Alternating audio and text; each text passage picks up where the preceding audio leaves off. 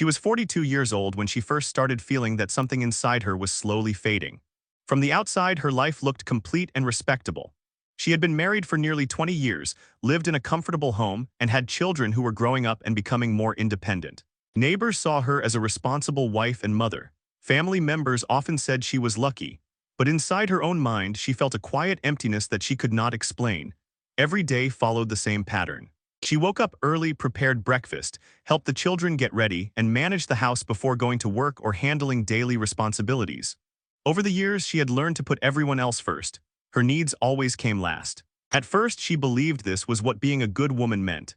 She told herself that sacrifice was normal and temporary, but the years passed and the sacrifices never stopped.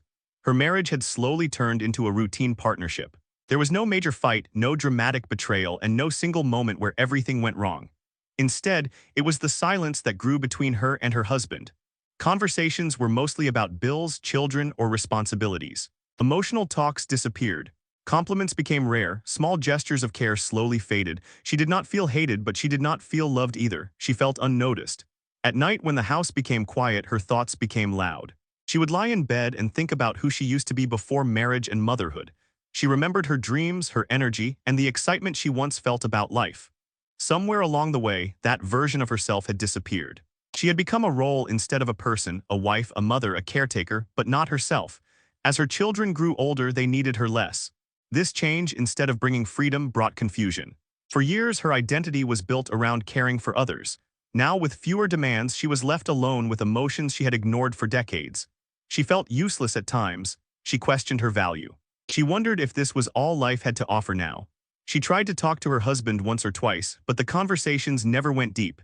He was tired, distracted, or uncomfortable with emotional discussions. He believed everything was fine because there was no crisis. To him, stability meant success. To her, stability felt like emotional starvation. Each failed attempt to connect made her feel more invisible. She began comparing her life to others, especially women who seemed happier or more alive. Social media made it worse. She saw people traveling, smiling, reinventing themselves, and starting new chapters. She asked herself why she felt stuck while others seemed free. These thoughts filled her with frustration and sadness, but she kept them hidden behind a calm face. Over time, this emotional weight started affecting her mood. She became easily irritated, even over small things. She felt tired all the time, not physically but emotionally. Simple joys no longer excited her. She laughed less and stayed quiet more. Yet no one truly noticed because she still fulfilled her duties. She still showed up, she still managed everything. Deep inside, she felt unappreciated, not just by her husband but by life itself. She felt like her best years were gone, wasted on responsibilities that no longer gave her meaning. She didn't hate her family, but she resented the version of herself that had disappeared to keep everything together. This stage of her life was not about anger yet. It was about emptiness, a slow, silent dissatisfaction that built up over years. She didn't plan to change anything. She didn't think of breaking her family. She only knew that something was missing and she didn't know how to fix it. This was the foundation of everything that came later. A life that looked perfect from the outside, but inside, a woman quietly losing her sense of identity, purpose, and emotional connection, without anyone realizing how close she was to reaching a breaking point. By the time she entered her mid-40s, the changes inside her were no longer quiet. They were still invisible to most people, but to her, they felt heavy and constant. The emotional emptiness she once tried to ignore now followed her everywhere. It showed up in her tone, her patience, and the way she reacted to situations that never used to bother her.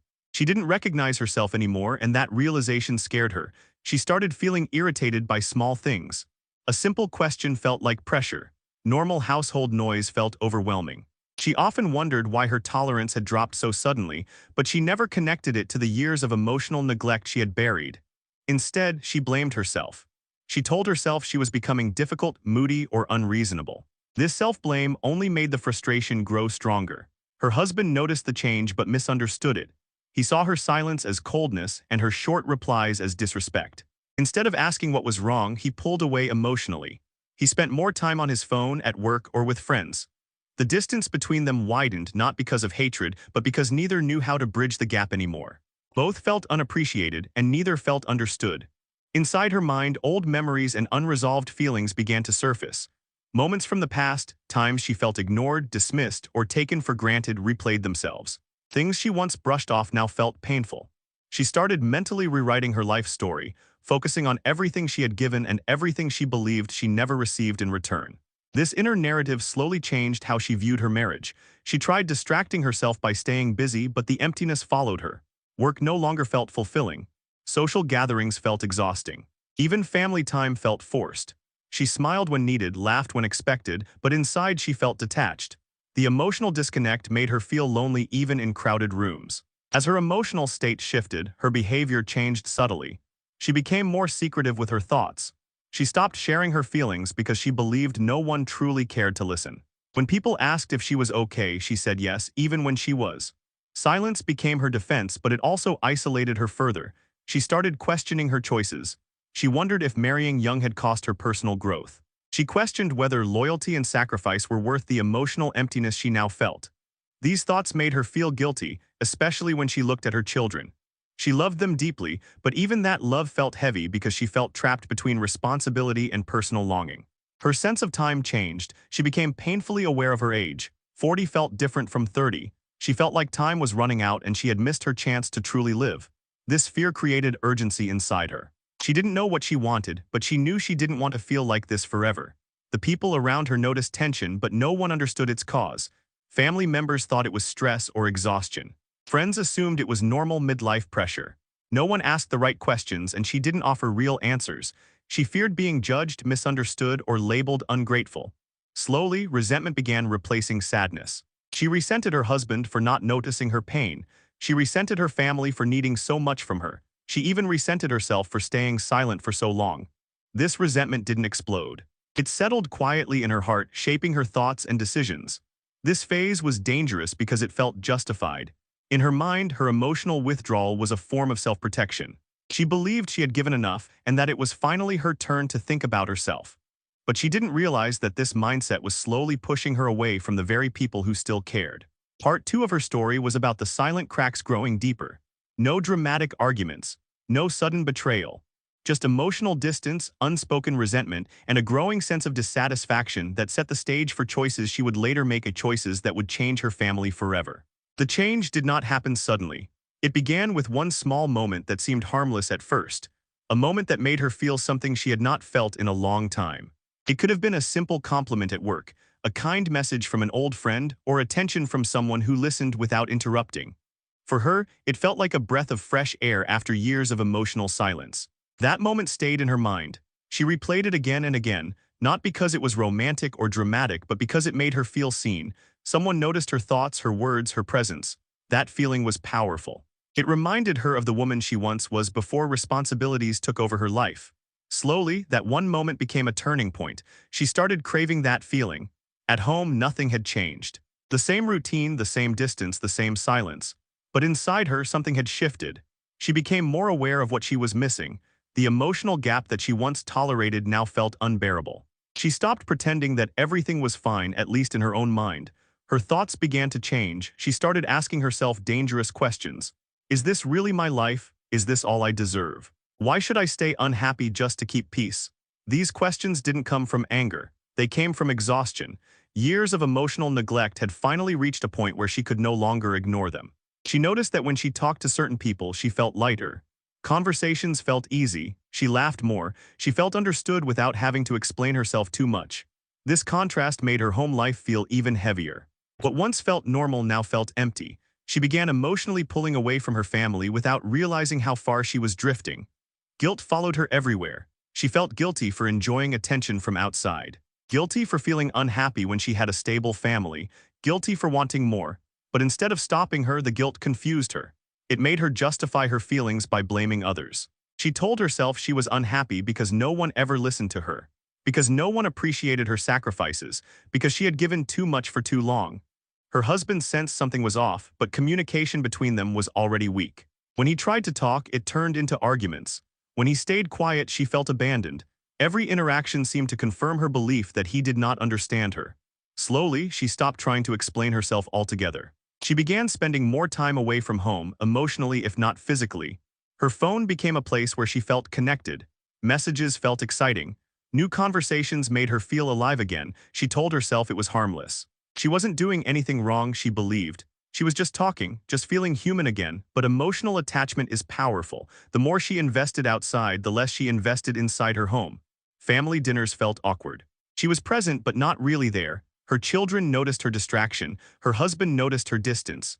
The house no longer felt warm. It felt tense even when no one was arguing. Inside her mind, she had already started separating herself from her old life. She began imagining a different future, one where she felt valued, excited, and emotionally fulfilled. These thoughts gave her hope, but they also made her restless. She became impatient with her family, seeing them as obstacles rather than people who loved her. She started rewriting the past to justify the present. She focused only on the bad memories, the times she felt ignored, the arguments, the disappointments. She forgot the good moments, the support, the shared struggles. In her mind, the story became simple. She was unhappy because her marriage was a mistake. This stage was the most dangerous because it felt empowering. For the first time in years, she felt in control of her emotions. She felt like she was choosing herself. But she didn't realize that her decisions were being driven by emotional hunger, not clarity. She believed she was waking up when in reality she was drifting away. Part 3 of her story was the trigger point. The moment when emotional emptiness met opportunity, when validation felt like truth, when small choices quietly turned into life-changing directions. She didn't plan to hurt anyone. She didn't plan to break her family. She only wanted to feel alive again, without understanding the cost that would soon follow. By this stage, she had already crossed a line in her mind, even if no one else could see it yet. The emotional distance between her and her family was no longer accidental. It had become intentional. She stopped trying to fix things because deep inside she believed there was nothing left to fix. In her heart, she had already decided that she was done trying. She began justifying her behavior to herself. Every time guilt appeared, she pushed it away with reasons she had repeated so often that they felt like truth. She told herself she had suffered enough. She told herself she had given her best years to others and received nothing in return. She believed she was finally choosing herself, and that belief made her feel strong, even when her actions were quietly hurting the people around her. At home, she became emotionally unavailable. She listened less and spoke less. When her husband tried to talk, she felt irritated instead of interested. His words felt empty to her, and his concern felt fake. She believed he was only reacting because he sensed he was losing control, not because he truly cared. This assumption made her colder even when he was trying. Arguments became frequent, but they were no longer about real issues. They were about small things that carried deeper meaning. A forgotten chore turned into proof that he never cared. A simple disagreement turned into evidence that the marriage had always been wrong. In her mind, everything confirmed the story she was telling herself. She stopped sharing details of her life. Her thoughts, her emotions, and her plans became private. She felt safer keeping things to herself. Openness felt risky because it could lead to questions she didn't want to answer. Silence gave her control. Distance made her feel protected. Her children felt the change most deeply. They noticed she was no longer fully present. She responded but without warmth. She cared but without patience. They didn't understand why she seemed angry or distant, and that confusion created insecurity. But she convinced herself they would adapt. She told herself children were strong and would be fine, just like she had been. The more she pulled away, the more she needed to believe she was right. Admitting doubt would mean admitting harm, and she wasn't ready for that. So she hardened her heart. She focused on her own pain and avoided looking at anyone else's. Empathy faded, replaced by self-protection. She also began changing how she presented herself to the world. She appeared more confident, more independent, more outspoken.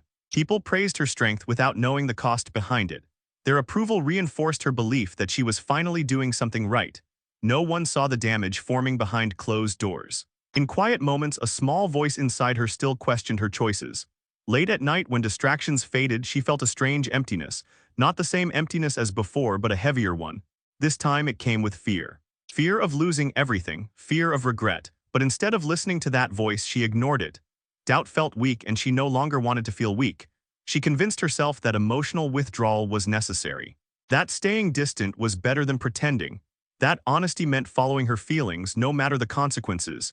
She believed that pain was unavoidable and that her family would eventually understand. These thoughts helped her sleep at night. Her husband, sensing the loss, tried harder, but every effort felt too late to her. She interpreted kindness as manipulation and concern as pressure. She no longer trusted his intentions because she had already emotionally checked out. Once trust breaks internally, even genuine effort feels meaningless. This part of her story was not loud. There were no dramatic exits or public scenes. It was quiet and controlled, a slow shutting down of emotional doors. a careful rewriting of reality to protect her choices. She wasn't cruel on purpose, but she had stopped being kind without noticing. Part 4 was about emotional withdrawal and justification. A stage where she believed she was healing but was actually disconnecting. Where she felt powerful but was becoming isolated. Where self-focus slowly replaced responsibility. This was the calm before everything truly fell apart. The moment when distance turned into damage, and justification prepared the ground for irreversible decisions. The breaking point did not arrive as a single dramatic explosion. It came as a slow collapse, like a structure weakened over time that finally could not hold its own weight anymore. By now, the emotional distance she had created was no longer hidden. It had begun to affect every corner of the household, and everyone could feel it, even if no one fully understood it. The arguments became sharper and more frequent. They were no longer about misunderstandings but about trust, absence, and blame. Her husband felt like he was losing her, but every attempt to reach her ended in frustration. When he asked what she wanted, she couldn't give a clear answer. She only knew what she didn't want anymore. This uncertainty made him anxious while it made her defensive. She began reacting instead of responding. Words came out harsh, sometimes cruel, surprising even herself. Years of suppressed emotions poured out without control. She accused him of wasting her life, of never understanding her, of taking her for granted. Some of these feelings had truth in them, but the timing and delivery turned pain into weapons. Each argument left deeper wounds. The children were now fully aware that something was wrong. The house felt tense. Silence replaced laughter. Small disagreements turned into emotional storms. They walked carefully around her, unsure which version of their mother they would face that day. This emotional instability confused them. They blamed themselves sometimes, wondering if they had done something wrong. Despite seeing the impact, she felt trapped by her own decisions. Turning back would mean admitting she had caused damage. It would mean facing guilt she was not ready to accept. So instead, she pushed forward, telling herself that short-term pain was necessary for long-term happiness. This belief gave her the strength to continue, even as everything around her began to crack. Her emotional attachment outside the family, whether to a person or an imagined future, became stronger. It gave her a sense of escape. Compared to that feeling, her home felt heavy and restrictive. She spent less time engaging and more time avoiding. Family dinners became silent. Shared moments disappeared. The emotional separation was now clear to everyone. One confrontation finally changed everything. It wasn't the loudest argument, but it was the most honest. Her husband confronted her with the distance, the secrecy, and the emotional abandonment. He asked her directly if she still wanted this family. For the first time, she didn't answer immediately. The pause said more than words ever could. That moment broke something inside the household. Trust weakened further. The children sensed the seriousness of it even if they didn't hear the words. From that day, the family dynamic shifted permanently. What once felt stable now felt fragile, like it could fall apart at any moment. She felt a strange mix of emotions afterward. Fear, relief, guilt, and anger all existed together. Part of her felt free for finally being honest. Another part felt terrified of what honesty might cost her, but instead of slowing down, she became more determined. Admitting uncertainty now felt more dangerous than choosing a direction. The family began living in survival mode. Everyone focused on avoiding conflict rather than fixing problems. Emotional walls went up on all sides. The children withdrew. Her husband became quieter, more distant, emotionally exhausted. The home no longer felt like a place of comfort, but like a space filled with unresolved tension. This was the point where the family truly began to break apart. Not because of one decision, but because of many small ones stacked over time. Missed conversations, unanswered questions, unhealed pain. The damage was no longer theoretical. It was real, visible, and deeply felt. She told herself there was no other way, that this pain was unavoidable. That sometimes families had to break so individuals could survive. These thoughts helped her cope, but they did not erase the consequences. The people she loved most were now carrying emotional scars because of choices she had made while trying to save herself. Part 5 was the collapse. The moment when internal conflict became external destruction. When emotional instability turned into family instability.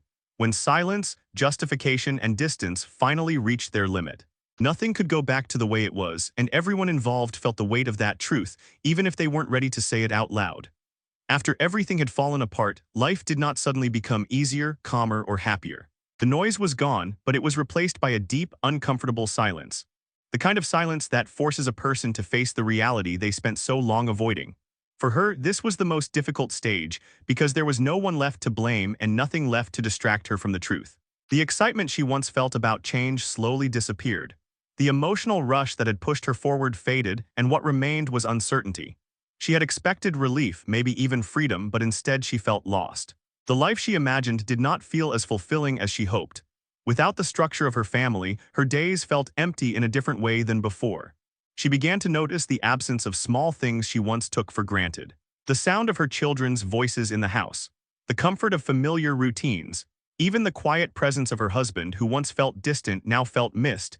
These realizations did not come all at once. They came in quiet moments, unexpected and painful. Guilt became harder to ignore. She saw the emotional impact of her decisions in her children's behavior. They were quieter, more guarded, less open. Their trust felt fragile. She told herself they would heal with time, but deep inside she feared that some damage could not be undone. This fear stayed with her, heavy and constant. She also reflected on her own actions with new clarity. For the first time, she questioned whether emotional validation had been mistaken for real understanding, whether her pain had blinded her to the pain she caused others. These thoughts were uncomfortable but unavoidable. Growth, she realized, came with responsibility, not escape. Loneliness returned, but in a different form. Before, she felt lonely inside her family. Now she felt lonely in her independence. The attention she once chased no longer filled the space it used to. She realized that emotional fulfillment required more than feeling seen in moments. It required consistency, accountability, and mutual effort. She began to understand that her instability was not sudden or random. It was built slowly over years of silence, unmet needs, and avoidance. But she also recognized that awareness came too late to protect what was already broken. This realization was painful, but it was also honest. Over time, she tried to rebuild herself. Not the version that reacted out of emotional hunger, but a more self-aware one. She sought understanding, whether through reflection, support, or personal work.